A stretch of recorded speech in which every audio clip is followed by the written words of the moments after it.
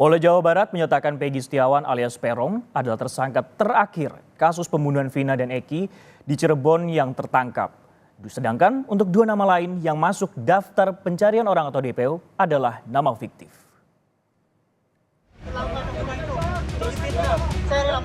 Sebelum menangkap tersangka Peggy, polisi merilis 3 tersangka yang masih buron dari total 11 tersangka pembunuhan Vina dan Eki.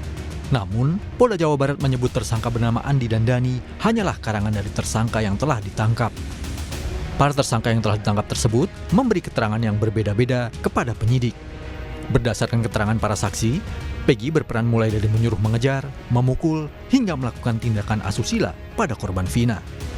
Usai kejadian, polisi menyebut Peggy meninggalkan Cirebon menuju Bandung, Jawa Barat dan tinggal bersama ayah kandung serta ibu tirinya di kawasan Katapang.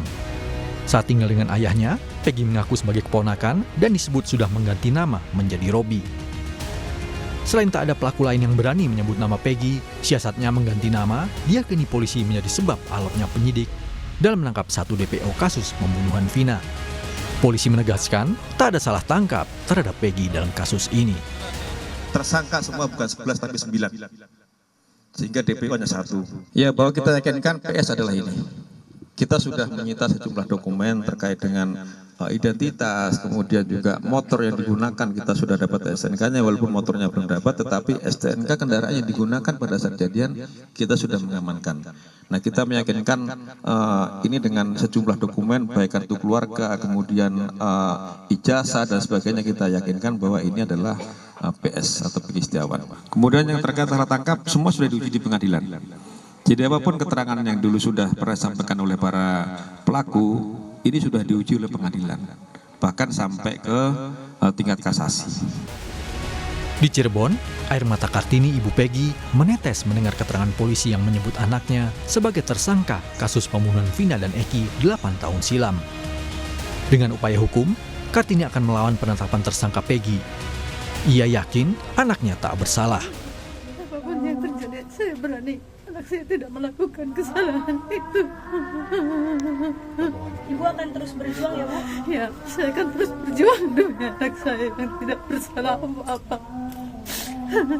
Ayah, kamu tega dengan kesaksian palsu itu. Tolong, Pak. Anak saya tidak salah apa-apa dalam kasus ini. Kenapa anak saya jadi tersangka? Penangkapan DPO Peggy mendapat respons dari kuasa hukum keluarga Vina. Dalam program Sapa Indonesia, kuasa hukum mengembalikan hal itu pada penyidik Polda Jawa Barat. Tim kuasa hukum juga menyayangkan tak adanya koordinasi dengan keluarga Vina dan menganggap pernyataan penyidik terlalu cepat. Polda Jabar. Dan memang kami menyaksikan langsung perihal Peggy yang menggeleng-gelengkan kepala dan mengatakan bahwa dia tidak bersalah. Tentunya kami sebagai kuasa hukum kembali menyerahkan segala sesuatu, semua perihal pemeriksaan dan pembuktian itu kepada Polda Jabar. Kami pasti akan mendukung segala sesuatu apa saja yang bisa mendukung pembuktian tersebut.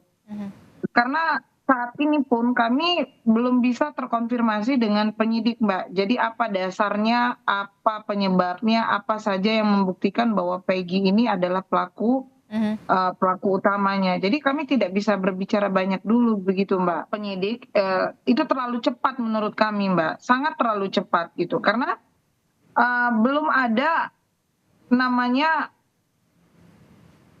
koordinasi dengan kami perihal begini atau menyampaikan ada keterangan apa saja dari para saksi yang mengenai tidak adanya 2 DPO tersebut. Ya tentunya kami merasa kecewa, sangat kecewa sekali gitu. Kenapa Polda Jabar tidak lebih dulu meneliti apakah benar, apakah percaya hanya dari keterangan yang sesingkat ini, apakah tidak mencoba mencari bukti-bukti lain dulu.